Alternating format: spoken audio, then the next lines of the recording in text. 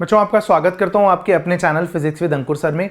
हम 45 top 45 topics लेके आए हैं आपके लिए नीट के। वो भी मैंने अपनी मर्जी से नहीं बोले हैं, दस्तावेज बता रहे हैं। मैंने देखा कि अगर हम पिछले 10 साल के पेपर को एनालाइज करें तो कुछ टॉपिक निकल के आते हैं, 45 टॉपिक जिसपे क्वेश्चन ज़रूर आते हैं, हर साल आते हैं मोर और लेस, जिन पे ज़्यादा क्वेश्चंस आए हुए हैं। ठीक है, आएंगे नहीं पता, बट आए हुए हैं। ठीक है, हम प्रिडिक्शन नहीं करना चाहते क्योंकि बहुत बड़े बड़े टीचर, बहुत बड़े बड़े चैनल इस समय नीट के मॉक टेस्ट पेपर निकालेंगे। मैं नहीं जानता कि 1 लाख फिजिक्स के क्वेश्चन में से कोई 45 क्वेश्चन कैसे प्रिडिक्ट कर सकता है। 45 क्वेश्चन नहीं, मैं 45 टॉपिक प्रिडिक्ट कर रहा हूं कि अगर उसमें से 10, 12, 15, 7, मतलब 7 तो बहुत कम हो गए, ऐसा तो हो ही नहीं सकता है कि 10, 12, 15, 20 जितने भी टॉपिक आपके फंस जाएं। और एक टॉपिक पे मैं कोशिश कर रहा हूं कि आपको हर वैरायटी का सवाल करा दूं। पिछली वीडियो को आपका बहुत प्यार मिला मुझे। इंटरफेरेंस एंड वाईडीएसई पे मैंने 21 क्वेश्चन कराए 1 घंटे की कम वीडियो में। सॉरी, 21 टाइप के क्वेश्चन कराए, 21 वैरायटी ऑफ प्रॉब्लम्स थी। अगर ऐसा नहीं तो आप बोल सकते हैं कॉमेंट में, नहीं सर ये 21 वैरायटी नहीं थी।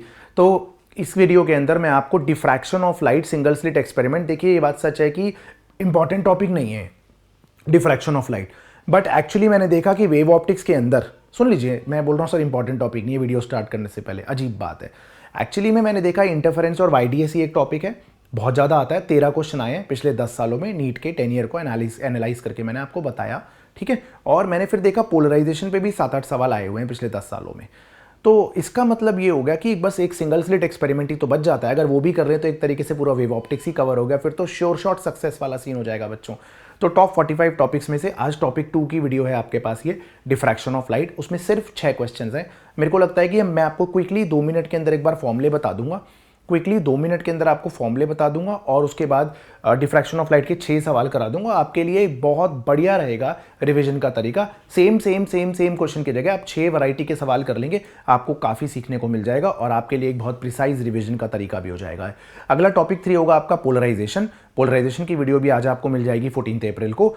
पोलराइजेशन टॉपिक 3 हो जाएगा, तो आपका उसके बाद आपको टॉपिक 4 में मिलेगा फोटो इलेक्ट्रिक इफेक्ट, टॉपिक 5 में मिलेगा मैटर वेव्स, टॉपिक 6 आपका हो सकता है पहले सेमीकंडक्टर करा दूं, एक होगा पीएन जंक्शन डायोड, टॉपिक 7 होगा आपका लॉजिक गेट्स। आप जानते हैं कि मैं क्या बोलना चाह रहा हूं, मैंने चैप्टर्स को टॉपिक्स में डिवाइड कर दिया।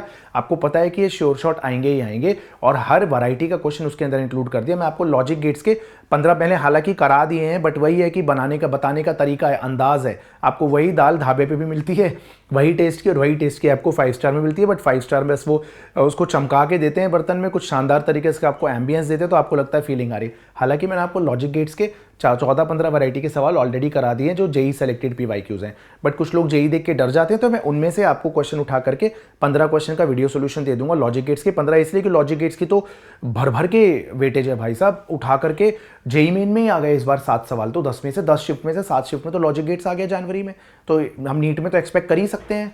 ठीक है, तो 15 सवाल है लॉजिक गेट्स के, एक जैसे नहीं, 15 वैरायटी, 10 वैरायटी, 7-8 वैरायटी के हैं, एक एक वैरायटी पे 2-2 सवाल हो जाएंगे आपके, 15 क्वेश्चन करेंगे। लॉजिक गेट्स बिल्कुल डन।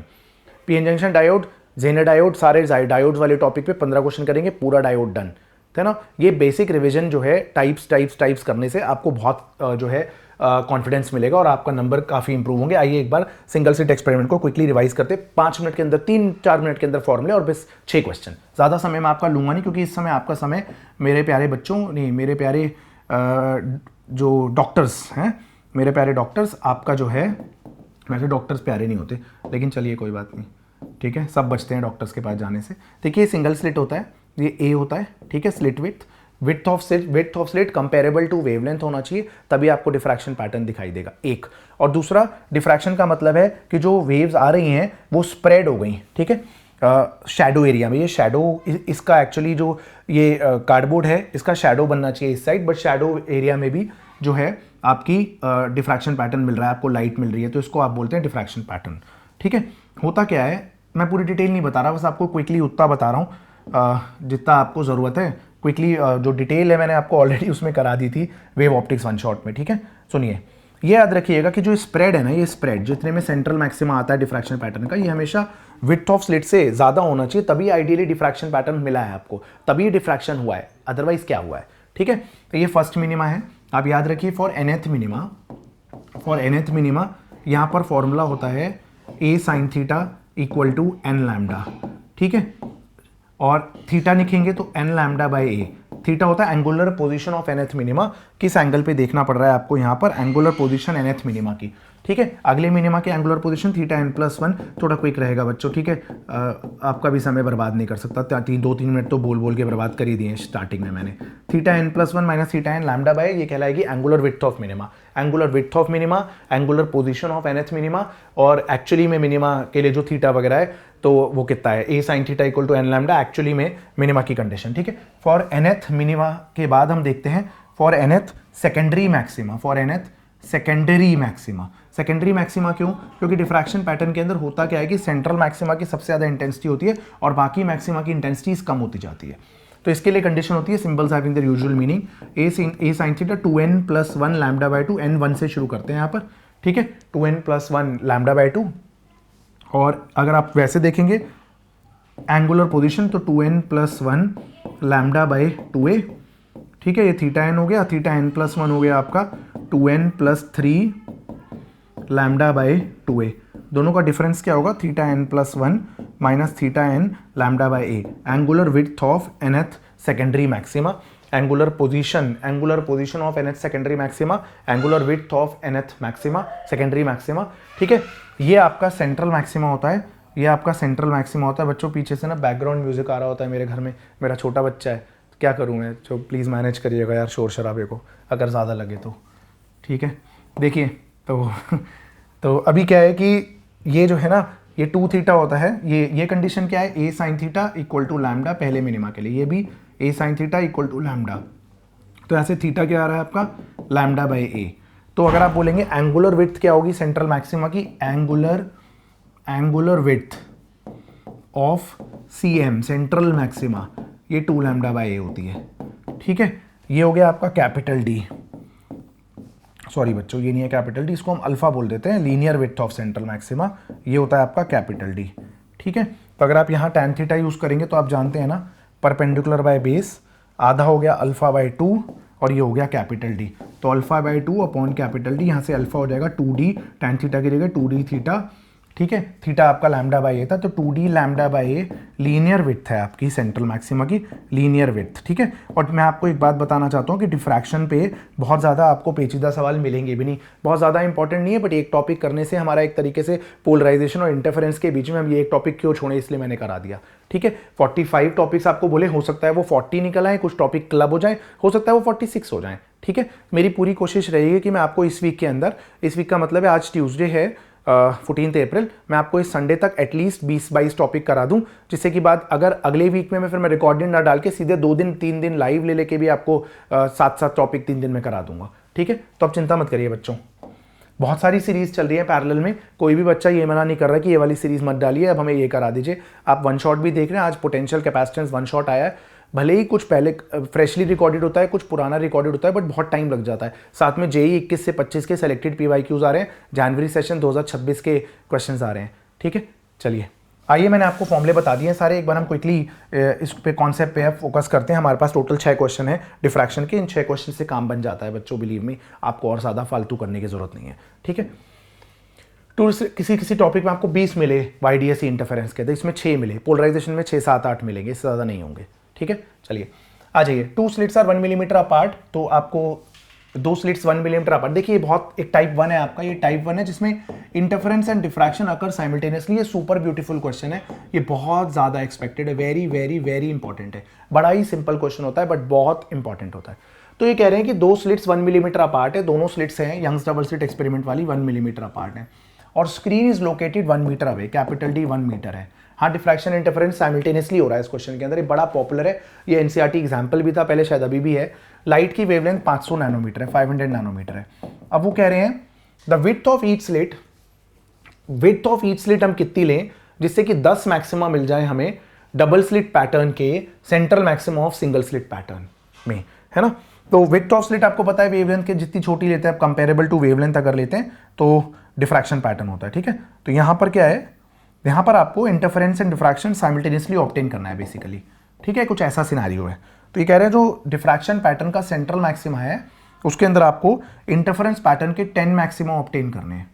ठीक है, मैंने गिन के नहीं बनाए 10, वैसे बनाने 10 है आपको, ठीक है, मैंने ऐसे बनाया आपको। तो आप लीनियर विड्थ इक्वेट कर दीजिए।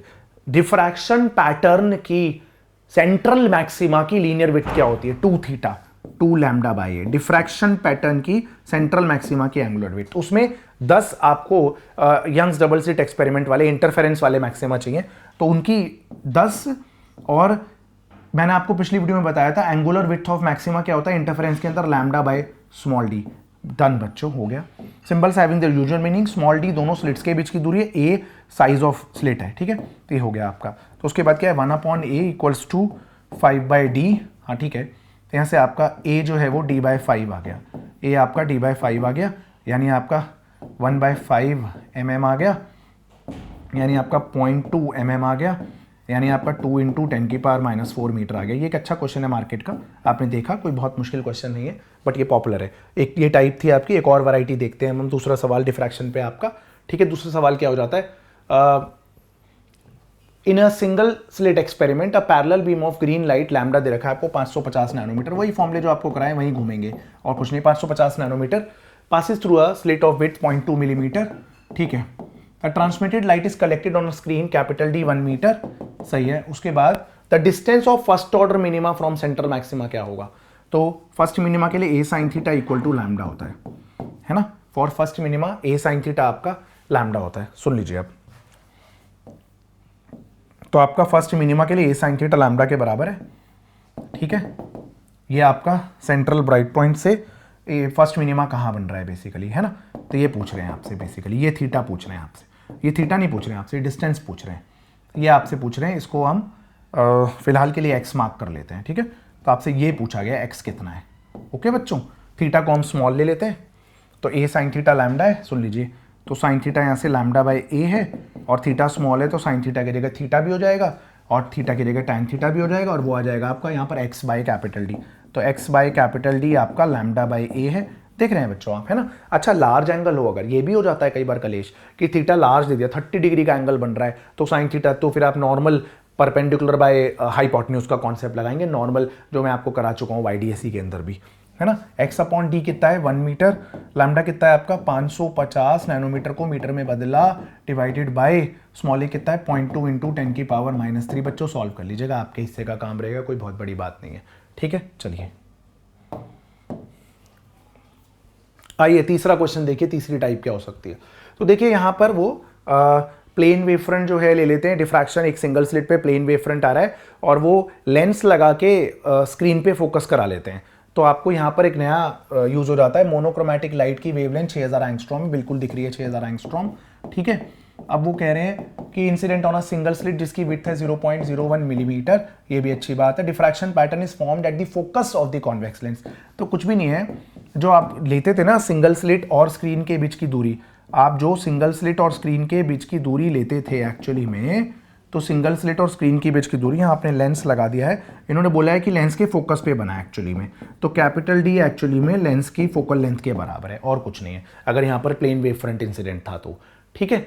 और इसके अलावा कुछ नहीं है, 0.2 मीटर है, और आपसे बोल रहे हैं लीनियर विड्थ निकालनी है आपको सेंट्रल मैक्सिमा की। याद है आपको linear width of central maxima क्या होता था बच्चों, है ना, ये अल्फा होता था ना, और इसका फॉर्मूला लिखा था ना आपने, वही formula 2D lambda by small a, linear width of central maxima है। तो लगा दीजिए भाई, 2D की जगह f लगेगा, फोकल लेंथ, तो 2 × 0.2 लैम्डा 6000 × 10⁻⁻10 अपॉन a कितना है भाई 0.01 10⁻⁻3, तो 10⁻5 हो गया, तो ये 10⁻5 बचा, सही है बच्चों। अब इसके बाद क्या बचा, अल्फा आपका 0.4 × 6 × 10⁻⁻2, सही है बच्चों। तो ये आ जाएगा आपका 2.4 × 10⁻⁻2, तो 24 mm आ गया, ठीक है बच्चों, 24 mm आपका आंसर रहेगा। तो ये भी बड़े, अब डिफ्रैक्शन पे मुश्किल नहीं है, तो मैं क्या करूँ, घर पे थोड़ा बनाऊंगा बच्चों, जैसे आए वैसे ही तो करेंगे।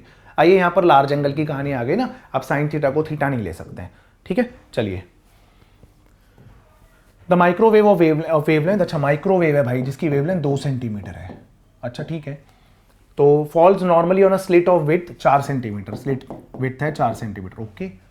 The angular spread of the central maximum of diffraction pattern obtained on the screen, capital D अब आपका 1.5 मीटर है, हाँ ठीक है।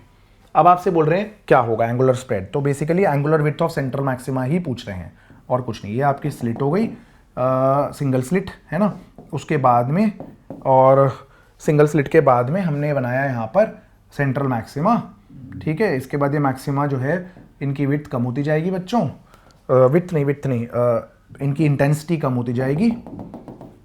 उसके बाद में आपको बेसिकली ये 2 थीटा पूछा है, थीटा ये वाला, थीटा ये वाला, ये आपका कितना है, ये कैपिटल डी है, ठीक है, परफेक्ट है। तो आप देख लीजिए फर्स्ट मिनिमा के लिए आप क्या लिखते हैं, A sine theta equal to lambda, क्योंकि दोनों फर्स्ट मिनिमा के बीच में ही बनता है ना सेंट्रल मैक्सिमा, तो A sine theta equal to lambda. A आपका 4 सेंटीमीटर है, वाह, 4 इंटू साइन थीटा, लैम्डा आपका 2 है, यूनिट कैंसिल करी तो साइन थीटा आपका हाफ आ गया, तो यहाँ से आपका थीटा 30 डिग्री आ गया, तो एंगुलर विड्थ आपकी 2 थीटा यानी 60 डिग्री हो गई। बहुत सिंपल क्वेश्चन बच्चों, 60 डिग्री हो गई, ठीक है। तो वैसे ही क्वेश्चन है, मैंने आपको बताया ही कि सेंट्रल मैक्सिमा के पीछे ही पड़े रहेंगे और क्या करेंगे इसके अलावा ये लोग, ठीक है। आ जाइए, in a single slit diffraction pattern light wavelength है 6000 angstrom is used, the distance between the first and third minima of diffraction pattern इतना है, तो वही डिस्टेंस ऑफ nth मिनिमा आ गया, ठीक है। तो देख लीजिए distance between first and third minima का डिस्टेंस माइनस फर्स्ट मिनिमा का डिस्टेंस, ठीक है, इनके बीच का डिस्टेंस है। रुक जाइए, मेहनत करनी पड़ेगी हमें थोड़ी यहाँ पर। तो कुछ ऐसा है कि सिंगल स्लिट बना दी हमने यहाँ पर, ठीक है। अब आपने एक डिफ्रैक्शन पैटर्न ऑब्टेन कर लिया बच्चों, यही है फॉर्मूला का खेल, इसमें कोई खास बात है नहीं, आपने देख ही लिया है, ठीक है। ये फर्स्ट मिनिमा है, सेकंड मिनिमा, थर्ड मिनिमा, तो ये फर्स्ट मिनिमा की दूरी को मैंने x1 बोल दिया अभी के लिए, थर्ड मिनिमा की दूरी को मैंने x3 बोल दिया। तो आपको क्वेश्चन के अंदर x3 माइनस x1 बोला हुआ है, ठीक है, x3 माइनस x1 बोला हुआ है, ठीक है। अब इसको θ1 बोल दीजिए और इसको आप θ3 बोल दीजिए। अब हमें करना क्या है, आपको समझ आ गया हमें करना क्या है, ये है आपका कैपिटल डी, ये भी ठीक है, ठीक है। अब आप सुनिए, पहले तो nth मिनिमा के लिए लिखिए ए थीटा तो स्मॉल ही होगा मेरे ख्याल से, लैम्डा, हाँ वही है, A theta lambda N lambda, nth minima के लिए ए थीटा, साइन थीटा को थीटा लिख दिया, ए थीटा एन लैम्डा, तो थीटा क्या हो गया आपका एन लैम्डा बाई ए, सही है, हाँ। तो अब थीटा को टैन थीटा लिख दीजिए, तो एक्स बाई कैपिटल डी हो जाएगा ये, तो ये X by capital D N lambda by A, तो एक्स हो गया यहाँ से D N lambda by small A, ये distance of nth minima from centre of screen हो गया है ना, from centre of screen distance of nth minima हो गया। अब आपको बोला गया x3 माइनस x1 आपका है 3d lambda by A minus D lambda by A, ये सॉल्व करके आएगा आपका 2d लैम्डा बाई ए, बस यही दे रखा है। और ये वैल्यू कितनी दे रखी है, the distance between the first and third minima the diffraction pattern found to be 3 mm, तो 3 इंटू 10 की पावर माइनस 3, निकालना क्या है 2, कैपिटल डी दे रखा है 50.5 मीटर, लैम्डा 6000 एंगस्ट्रॉम को 6 इंटू 10 की पावर माइनस 7 मीटर कर दिया, स्मॉल ए आ जाएगा बच्चों यहाँ से, स्मॉल ए आपके हिस्से का काम रहेगा। चलिए निकाल ही देता हूँ मैं,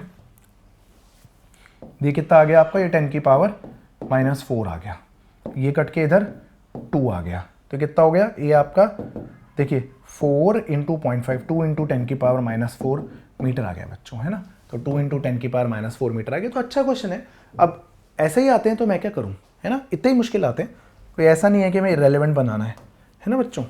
चलिए एक और क्वेश्चन रह गया बस, डिफ्रैक्शन ऑफ लाइट पे। एक बार बहुत पहले किसी एंट्रेंस में आया है 2008 में, मुझे याद नहीं है जेई में आया है या फिर कहाँ पे आया, शायद जेई में आया होगा। तो ये भी अच्छा है, थ्योरेटिकल क्वेश्चन है, बड़ा सिंपल थ्योरेटिकल क्वेश्चन है, डिफ्रैक्शन ऑफ लाइट पे सिंगल स्लिट एक्सपेरिमेंट पे, ठीक है। उसमें क्या है देख लीजिए आप, in an experiment electrons are made to pass through a narrow slit of width D comparable to their de Broglie wavelength. अगर width comparable to de Broglie wavelength है तो डिफ्रैक्शन होगा, और अगर डिफ्रैक्शन होगा तो एक्चुअली जो स्लिट की विड्थ होगी सेंट्रल मैक्सिमा जरूर उससे बड़ा बनना चाहिए, तभी आप नोटिस कर पाओगे कि डिफ्रैक्शन एक्चुअली में हुआ है। तो spread, angular spread of central maxima जो है वो विड्थ ऑफ स्लिट से तो ज्यादा होना चाहिए, तभी आप मानोगे कि डिफ्रैक्शन हुआ है। Bending of light on the corners of an obstacle to enter into the region of its geometrical shadow, thereby deviating from its linear path। जहाँ shadow एरिया होना चाहिए था वहां भी आपको लाइट मिल गई, इसी को दुनिया डिफ्रैक्शन बोलती है, ठीक है। They are detected on a screen at distance capital D, सही है वो तो कोई दिक्कत नहीं है। Which of the following graphs can be expected to represent the number of electrons n. अब सुनिए यहाँ पर number of electrons n as a function of detector क्यों बोल रहे हैं, क्योंकि एक्चुअली में क्योंकि इलेक्ट्रॉन है यहाँ पर ना, इलेक्ट्रॉन्स है, तो इलेक्ट्रॉन्स में क्या होगा कि इंटेंसिटी क्या होगी पार्टिकल के लिए, इंटेंसिटी होगी, intensity is number of electrons ना, प्रोपोर्शनल होगी नंबर ऑफ, याद है ना आपको पार्टिकल नेचर के अंदर इंटेंसिटी ऑफ लाइट क्या बोलते थे हम, इंटेंसिटी ऑफ लाइट बोलते थे number of photon striking per unit time. जितने ज़्यादा फोटॉन्स आएंगे उतनी ज़्यादा इंटेंसिटी होगी, उतना ज़्यादा सैचुरेशन करंट होगा। याद करिए आप फोटो इलेक्ट्रिक इफेक्ट में प्रोवाइडेड थ्रेशोल्ड फ्रीक्वेंसी से ज़्यादा फ्रीक्वेंसी थी। तो यहाँ पर वो बोल रहे हैं कि नंबर ऑफ इलेक्ट्रॉन्स का अगर हम ग्राफ देखें तो कैसा बनेगा, एक्चुअली में नंबर ऑफ इलेक्ट्रॉन्स नहीं, वो इंटेंसिटी ही बोल रहे हैं, और इंटेंसिटी का पैटर्न वही मिलना चाहिए जो डिफ्रैक्शन पैटर्न से मिलता है। तो डिफ्रैक्शन पैटर्न बिल्कुल भी ऐसा तो नहीं होता है, बिल्कुल भी ऐसा तो नहीं होता है। तो इन दोनों में से ही डिफ्रैक्शन पैटर्न कुछ होगा, और स्प्रेड जो है वो विड्थ ऑफ स्लिट से ज्यादा होना चाहिए। विड्थ ऑफ स्लिट मान लीजिए अगर ए या डी जो भी था, डी लिखा है यहाँ पर विड्थ ऑफ स्लिट, तो यहाँ पर तो स्प्रेड विड्थ ऑफ स्लिट के बराबर है, बट विड्थ ऑफ स्लिट से ज्यादा का स्प्रेड आना चाहिए, तभी आप बोलेंगे कि डिफ्रैक्शन पैटर्न ऑब्टेन हुआ है। ठीक है बच्चों, आई होप आप समझ गए। और ये इंटेंसिटी का ही ग्राफ है। अब वो पार्टिकल नेचर के अंदर इंटेंसिटी अगर नंबर ऑफ इलेक्ट्रॉन से पता लगती है तो मैं क्या करूँ। बालको टॉपिक नंबर 3 आपके लिए रहेगा पोलराइजेशन, और वीडियो आएंगी, चिंता मत करिए।